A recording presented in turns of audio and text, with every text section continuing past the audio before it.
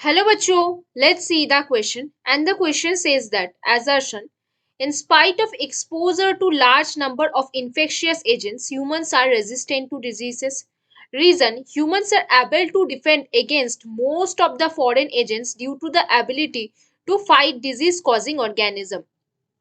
Option A, if both assertion and reason are true, reason is the correct explanations of the assertion. Option B, if both assertion and reason are true, but reason is not the correct explanation of the assertion.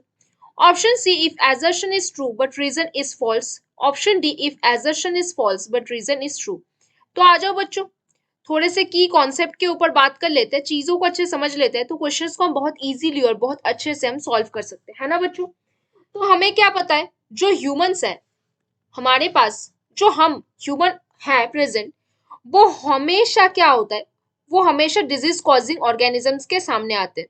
Always humans के जो body है वो constantly क्या होते हैं, exposures होते हैं। क्या होते हैं कॉन्स्टेंटली, उनमें क्या होता है बच्चों, एक्सपोजर। एक्सपोजर आता है किस चीज का, डिजीज कॉजिंग ऑर्गेनिजम्स का एक्सपोजर होता है। लेकिन हमारे पास जो ह्यूमन बॉडी है वो हमेशा डिजीज से अफेक्ट नहीं होता, लेकिन पहली बार वो अफेक्ट होगा, नॉट ऑलवेज अफेक्टेड, है ना। हमेशा अफेक्ट होगा ऐसी बात नहीं है, तो क्या बोल सकते हो आप, नॉट ऑलवेज अफेक्टेड, है ना। कब अफेक्ट होगा, जब फर्स्ट एक्सपोजर होगा उस टाइम वो अफेक्ट हो सकता है। कब अफेक्ट हो सकता है, जब इसका फर्स्ट एक्सपोजर होगा, है ना। क्या होगा, द डिजीज विल कॉज, क्या बोल सकते हो, डिजीज कॉज, कहाँ पे बच्चों, कॉज ऑन फर्स्ट एक्सपोजर। कब कॉज होगा, फर्स्ट एक्सपोजर पे वो डिजीज इनका हो सकता है। अब जब फर्स्ट एक्सपोजर पे ये डिजीज हो रहा है तो ये डिजीज उसके अगेंस्ट क्या बनाएगा, एंटीबॉडीज बनाएगा, है ना।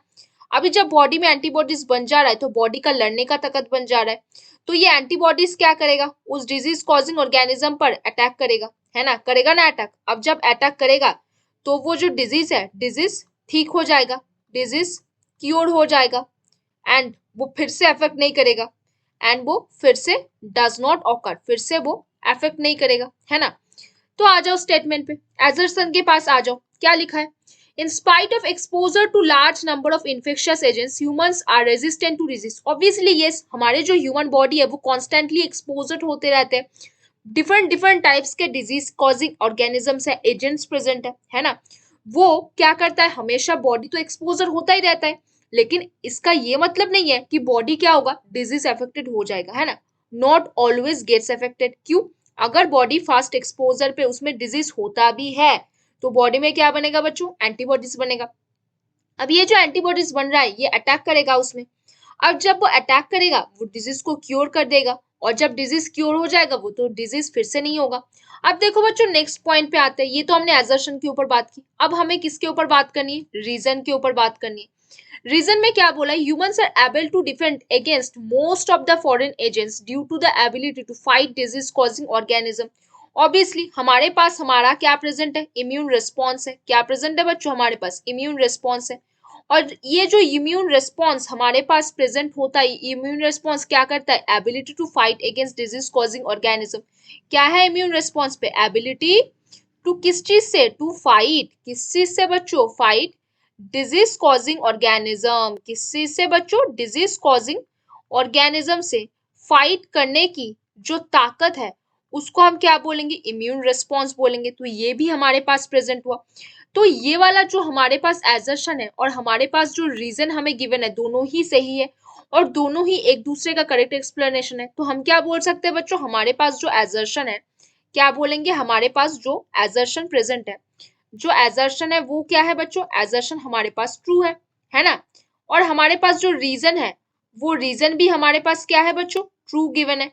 और ये जो रीजन है क्या बोला है, in spite of exposure to large number of infectious agent, इतने लार्ज नंबर के इन्फेक्शियस एजेंट से एक्सपोज होने के बावजूद भी हम क्या है, डिजीज रेजिस्टेंट है। ऑब्वियसली सही, क्यों रेजिस्टेंट है, क्योंकि हमारे पास डिजीज से हमें मुकाबला करने की ताकत है ना। फाइट जो फाइट हो रहा है हमारे और डिजीज के बीच में, उनको प्रोटेक्ट करने के लिए इम्यून रिस्पॉन्स भी है। तो ऑब्वियसली ये रीजन जो होगा वो क्या हो जाएगा बच्चों, करेक्ट एक्सप्लेनेशन भी बनेगा। क्या बनेगा बच्चों, करेक्ट एक्सप्लेनेशन भी बनेगा, है ना। तो यहाँ पे हमारे पास क्या है, ये करेक्ट एक्सप्लेनेशन भी बना और ये दोनों ट्रू बना। तो पहला स्टेटमेंट देखो, if both assertion reason are true, reason is the correct explanation of the assertion। हाँ बिल्कुल सही। रीजन क्या assertion का करेक्ट एक्सप्लेनेशन नहीं है? बिल्कुल गलत बात है। assertion is true but reason is false, ये भी गलत बात है। assertion is false but reason is true, ये भी गलत बात है। तो हमारे में कौन सा सही आंसर हो गया बच्चों? ऑप्शन है। कौन सा हमारा सही आंसर हो गया बताओ जरा? ऑप्शन है। If both assertion and reason is true, reason is the correct explanation of the assertion, ये हमारा सही आंसर होगा। तो बच्चों hope you understand the question very well. Best of luck बच्चों।